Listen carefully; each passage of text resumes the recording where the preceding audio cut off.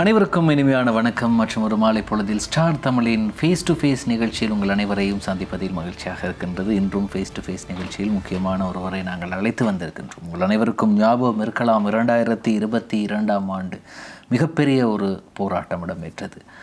அதாவது மக்கள் போராட்டம்.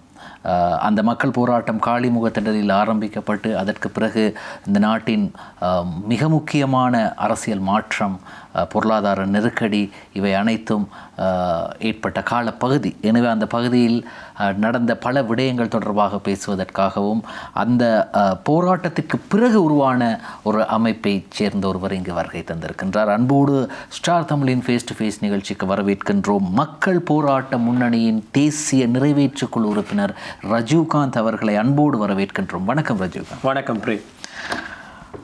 மிக நீண்ட நாட்களுக்கு பிறகு உங்களை சந்திக்கும் வாய்ப்பு கிடைத்திருக்கின்றது. எனவே ஒரு போராட்ட காலத்திற்கு பிறகு, அதாவது எமது தொலைக்காட்சியில் நாம் முதல் தடவையாக சந்திக்கின்றோம்.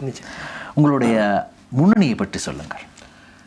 நாங்கள் குறிப்பாக இந்த காலிமுகத்திடல் போராட்டத்தில் ஒரு பல்வேறு தரப்புகள் இணைந்து அன்றிருந்த நிலைமையை சீர் செய்வதற்காக மட்டுமல்ல, இந்த நாட்டில் கடந்த 75 வருடங்களாக இருந்த பிரச்சனைகளை அடிப்படையாக கொண்டு ஒடுக்குமுறைக்குட்படுகின்ற பல்வேறு தரப்புகள் இங்கு இருக்கின்றது என்கின்ற வாதத்தை வைத்து ஒரு பொறிமுறை மாற்றம் ஒன்று இந்த நாட்டிலே அவசியம் என்பது தொடர்பாக அந்த போராட்டத்தின் அடுத்த கட்டத்தை நோக்கி நாங்கள் நகர்ந்து கொண்டிருந்தோம். காலிமுகத்திடலில் இருக்கும் பொழுதே வெறுமனே கோட்டா என்கின்ற ஜனாதிபதியை வீட்டுக்கு அனுப்புவது மட்டுமல்ல, இந்த நாட்டை மீளவும் இப்படி ஒரு நிலைக்குள் தள்ளாத வகையிலே ஒரு சரியான அரசியலை நாங்கள் முன்னெடுப்பது எப்படி, இந்த பொறிமுறையில் இருக்கின்ற சிக்கல்கள் என்ன, அவற்றை மாற்றுவதற்கான வழிகள் என்ன என்பது தொடர்பாக ஒரு பாரிய விடயப்பிறப்பிலே நாங்கள் அனைவரும் பேசி கொண்டிருந்தோம்.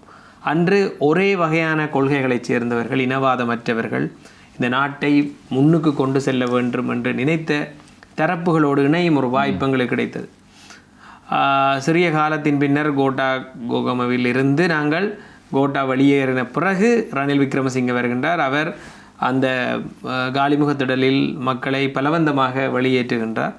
அதன் பிற்பாடு கூட அந்த அரசியல் கோரிக்கைகள், நாங்கள் அந்த அரசியல் கோரிக்கைகளை அப்படியே வைத்திருக்க முடியாது, அதனை ஏதோ ஒரு வகையில் நாங்கள் முன்னுக்கு கொண்டு செல்ல வேண்டிய தேவை எங்களுக்கு இருந்தது. அதன் பிற்பாடு நாங்கள் மக்கள் பேரவைகளை உருவாக்கியிருந்தோம். மக்கள் பேரவைகள் கிட்டத்தட்ட 30க்கும் மேற்பட்ட மக்கள் பேரவைகளை நாடு முழுவதும் உருவாக்கி நாடு முழுவதும் இடம்பெறுகின்ற பல்வேறு போராட்டங்களை ஒன்று திரட்டி மக்கள் பேரவைக்கான இயக்கம் ஒன்றை கொழும்பிலே நாங்கள் உருவாக்கி அவற்றுக்கான முழுமையான ஒத்துழைப்பை நாங்கள் வழங்கி கொண்டிருந்தோம்.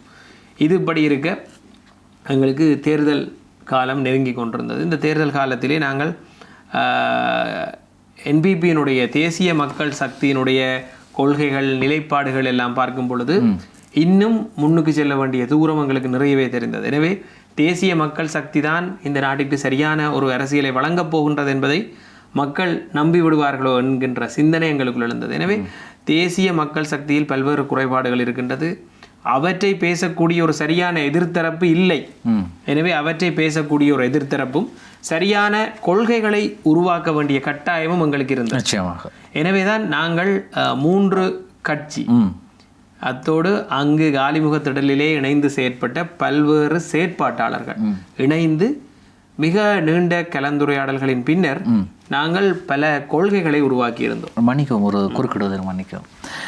காலிமுகத்திடலிலே இந்த போராட்டம் ஆரம்பிக்கப்பட்டது வேறொரு தரப்பினரால் என்று கூறப்படுகின்றது.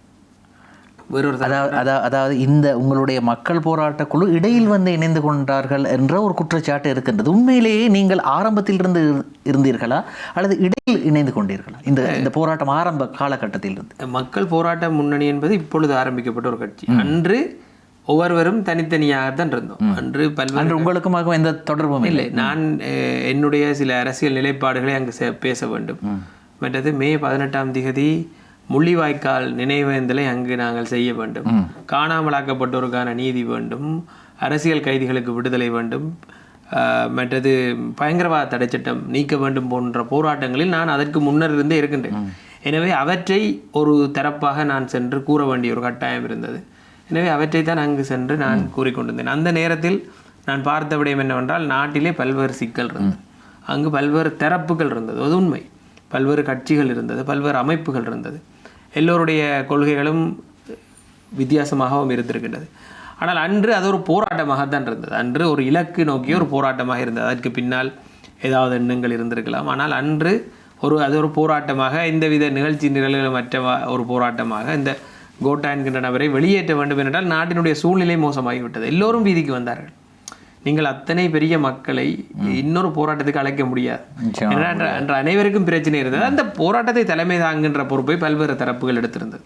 அதனால் தான் எங்களுக்கு அந்த நாட்களில் நாங்கள் ஒன்றிணைந்து செயற்பட்டதை விட மக்கள் ஒன்றாக வைத்திருந்தார். மக்கள் அனைவருக்கும் ஒரே பிரச்சனை இருந்தது. எனவே அந்த பிரச்சனையை பேசக்கூடிய தரப்புகள் தான் அங்கிருந்தது. அதனை மாற்றி பேசுவதோ அல்லது வேறு திசை திருப்பும் தரப்புகளோ அன்று இடம் இருக்கவில்லை.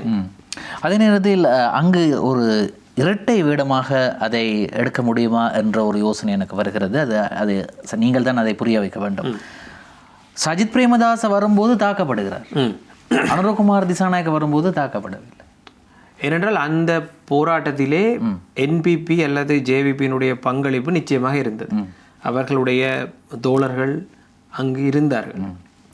என்னை பொறுத்தவரையில் அந்த போராட்டத்திற்கு ஒரு சில அரசியல் தரப்புகள் வருவதில் எங்களுக்கு உடன்பாடு இல்லை. அதில் ஜேவிபியும் இருக்கிறது. இல்லை, ஜேவிபியினுடைய பங்களிப்பு எப்படி இருந்தது என்றால், அவர்கள் ஒரு பாராளுமன்றத்தை பெரிய அளவில் பிரதிநிதித்துவப்படுத்தாத ஒரு அமைப்பாக, அவர்கள் மக்கள் போராட்டத்திற்கான ஒரு அமைப்பாக தான் அன்று அவர்கள் தங்களை காட்டிக்கொண்டார்கள். ஒரு 3 பேர் இருந்தார்கள். 3 இல்லை, அவர்கள் நிறைய பேர் இருந்தார்கள். இல்லை, அந்த பாராளுமன்றத்தில் 3 பேர், பாராளுமன்றத்தில் 3 பேர் இருந்தார்கள். ஆனால் போராட்ட காலத்தில் இருந்தவர்கள் பல பேர் தான் இன்று எம்பியா இருக்கார்கள். அதனை பாவித்தவர்கள் எம்பியா இருக்கின்றார்கள். எனவே அவர்கள் மக்கள் பிரச்சனையை பேசுகின்ற தரப்பாக அன்று மும்முரமாக இருந்தார்கள். இன்னும் ஒன்று, அந்த நேரத்தில் நாங்கள் யார் வர வேண்டும் வரக்கூடாது என்பதை ஒரு தரப்பாக தீர்மானிக்க முடியாது. ஒவ்வொரு தரப்பும் ஒவ்வொன்றை கூறிக்கொண்டிருந்தார்கள். சரத் பொன்சேகாவை கூட அழைத்து வந்திருந்தார்கள் ஒரு தரப்பு. இதில் எங்களுக்கு பல விடயங்களில் உடன்பாடு இல்லை. யாருமே அரசியல் சார்ந்தவர்கள் வர வேண்டாம் என்பதுதான் என்னுடைய ஒரு நிலைப்பாடாக இருந்தது. தமிழ் தரப்புகள் வர வழிகிட்ட பொழுது கூட நாங்கள் வர வேண்டாம் என்றுதான் கூறியிருந்தோம். ஏனென்றால் இது ஒரு அரசியல் சாயத்தை பூசும் ஒரு இடமாக மாறிவிடக்கூடாது. ஆனால் நிச்சயமாக என்பிபி அல்லது ஜேவிபி என்ற தரப்பு அங்கு இருந்தது.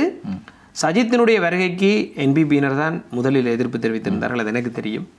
அதே போல எங்களுடைய தரப்பை சேர்ந்த ஒருவரும் மிக கடுமையான எதிர்ப்பை வெளியிட்டிருந்தார் சஜித்தின் வருகைக்கு. இதற்கான காரணம் என்னவென்று அவர்கள் கூறிய பொழுது, சஜித் பிரேமதாச அன்று பாராளுமன்றத்தில் மிக பலமான ஒரு இடத்தில் இருந்தார். அவர் எதிர்க்கட்சி தலைவர். அங்கு பாராளுமன்றத்துக்கு ஊடாக அவர் செய்யக்கூடிய வேலைகள் அதிகமாக இருந்தது. அவர் தன்னுடைய அடுத்த ஆட்சியை அமைப்பதற்கான ஒரு இடமாக, தளமாக இந்த போராட்டத்தை பயன்படுத்தி விடுவார் என்ற ஐயம் இவர்களுக்கு இருந்தது. இந்த போராட்டத்தினுடைய கொள்கைகளும் சஜித்தினுடைய செயற்பாடுகளுக்கும் இடையிலே பல வேறுபாடுகள் நிச்சயமாக இருந்தது. ஆனாலும் நீங்கள் குறிப்பிட்டது போல நாங்கள் அந்த இடத்திலே ஒரு அரசியல் தரப்பு வரக்கூடாது என்ற ஒரு முடிவெடுத்திருந்தால் யாருமே அங்கு அரசியல் தரப்பாக வந்திருக்க முடியாது. எனவே சஜித்தை அங்கிருந்து வெளியேற்றிய விதம் தொடர்பாக எனக்கு ஆட்சேபனை நிச்சயமாக இருக்கின்றது. அது ஒரு முறையற்ற விதம், அது ஒரு முறையற்ற விதம். ஏனென்றால் அதனை தக்க முறையிலே நாங்கள் அறிவித்திருக்க வேண்டும். அல்லது போராட்ட தரப்பு, நான் உட்பட நாங்கள் தொடர்ச்சியாக பத்திரிகையாளர்களை பேசிக்கொண்டே இருந்தோம். பத்திரிகையாளர் மாநாட்டிலாவது நாங்கள் தெளிவாக இந்த நாட்டுக்கு அறிவித்திருக்க வேண்டும், அரசியல்வாதிகளுக்கு இங்கு இடம் இல்லை என்று. ஆனால் சஜித்தை விரட்டியது போல அனுரவை விரட்டவில்லை, மறுமுனையிலே சரத் பொன்சேகாவை விரட்டவில்லை. எனவே இது ஒரு பிழையான வேலையாகத்தான் நான் பார்க்கிறேன். ஆனால் இப்பொழுது உங்களுடைய இந்த முன்னணியிலே தலைவர்களாக இருக்கக்கூடியவர்கள், செயற்பாடுகளிலே முன்னணி வைக்கக்கூடியவர்கள் அப்போது இருந்தார்கள். அவர்கள் சஜித்தை தாக்கியதற்கு எந்த தொடர்பும் இல்லை. சஜித்தை தாக்கியதுக்கு அவர்களுக்கு தொடர்பு இல்லை, நிச்சயமாக இல்லை. அந்த வீடியோக்கள் நீங்கள் பார்த்தால் தெரியும். எங்களுடைய என்று இருக்கக்கூடிய அந்த தரப்பிலே அப்படி ஒரு ஆட்கள் இல்லை, தாக்கியவர்கள் இல்லை. ஆனால் சஜித் வரக்கூடாது என்ற எதிர்ப்பு தெரிவித்தவர்கள் எங்களுடைய அணியில் இருக்கின்றார்கள். அந்த மாற்று கருத்து எங்களுக்குள் இருக்கின்றது. சரி, முதலாவது உங்களுடைய கட்சியின் விடயத்தை நாங்கள் பேசிவிட்டு அடுத்த பகுதிக்கு செல்லலாம்.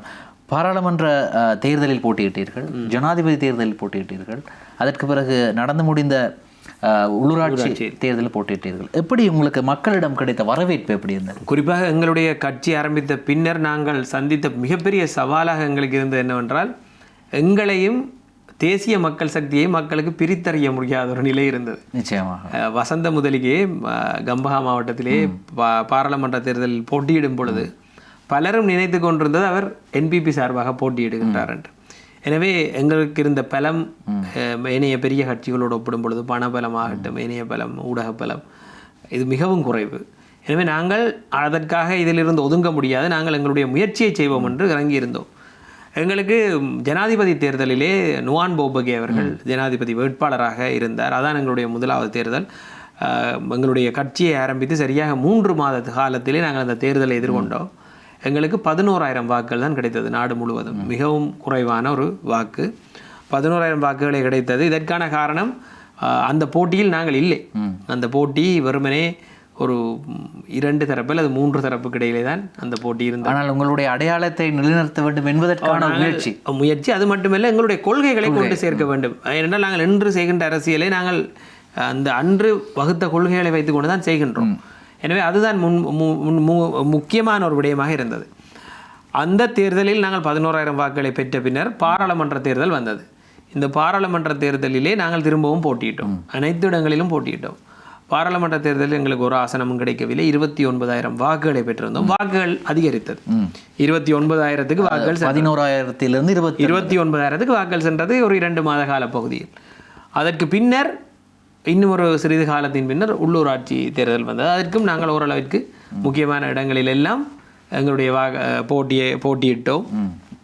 அதில் எங்களுக்கு ஒரு நல்ல ஒரு வாக்கு வீதம் கிடைத்தது. 53,000 வாக்குகளை பெற்றோம். அதான் இறுதியாக இடம்பெற்ற தேர்தல். 53,000 வாக்குகள் மட்டுமில்லாது 16 ஆசனங்களையும் நாங்கள் உள்ளூராட்சி மன்றங்களில் 16 ஆசனங்களையும் வென்றிருந்தோம். மிக குறுகிய காலத்தில், அது கட்சி ஆரம்பித்து கிட்டத்தட்ட ஒரு 6 to 8 மாதத்துக்குள்ள வந்த ஒரு விடயமாக பார்க்கின்றோம். எனவே எங்களுடைய வளர்ச்சி சரியான திசையை நோக்கி போய்கொண்டிருக்கின்றது என்பதை நாங்கள் நம்புகின்றோம். நிச்சயமாக தொடர்ந்து பேசலாம். ஸ்டார் தமிழின் ஃபேஸ் டு ஃபேஸ் நிகழ்ச்சியில் ஒரு சிறு விளம்பர இடைவெளி.